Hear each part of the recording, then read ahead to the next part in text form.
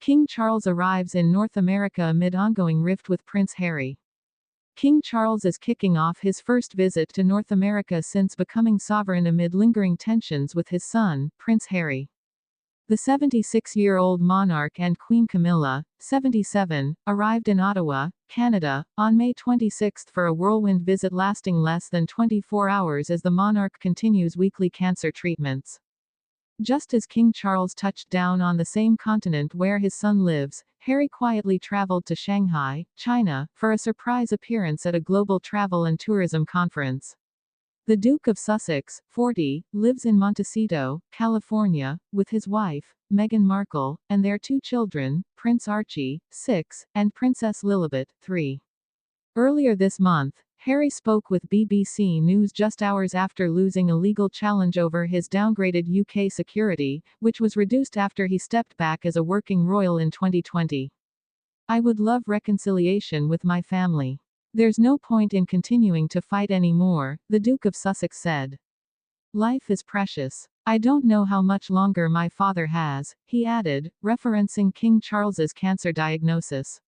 "He won't speak to me because of this security stuff, but it would be nice to reconcile." Prince Harry has argued that as head of state, his father could help restore the security he is fighting for, a notion the palace has denied.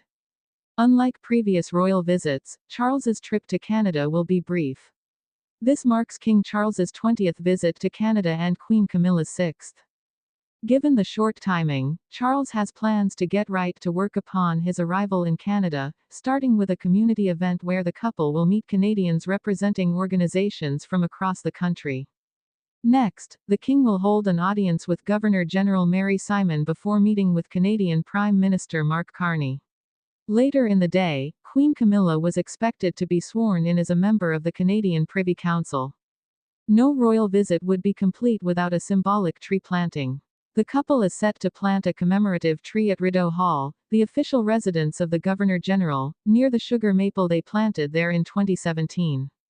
The day concludes with a reception honoring Canada's 10 provincial lieutenant governors and 3 territorial commissioners. The centerpiece of the visit comes on May 27, when Charles, Canada's head of state, attends the state opening of Parliament alongside Queen Camilla. He will then deliver the speech from the throne in the Senate chamber. This marks only the second time a sovereign has opened Canada's parliament, following his late mother, Queen Elizabeth, who did so in October 1957. The occasion is being viewed as a significant moment between the head of state and the Canadian people, as it will be just the third time in history that a king delivers the speech from the throne. In doing so, Charles will draw on more than 5 decades of public service and diplomatic experience.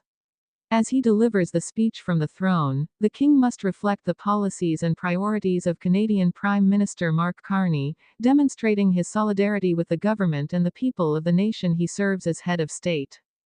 At the same time, Charles must carefully navigate diplomatic sensitivities to avoid straining the UK's relationship with its other key North American ally, the United States.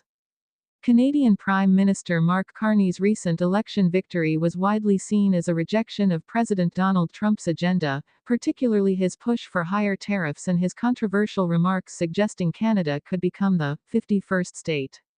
Indeed, Carney has said that Canadians were not impressed by the UK's invitation to President Trump for a second state visit, the BBC reported. As part of their preparations for the visit, Charles and Camilla visited Canada House in London on May 20, with Charles receiving a key to the building similar to the one given to King George V when Canada House first opened in 1925.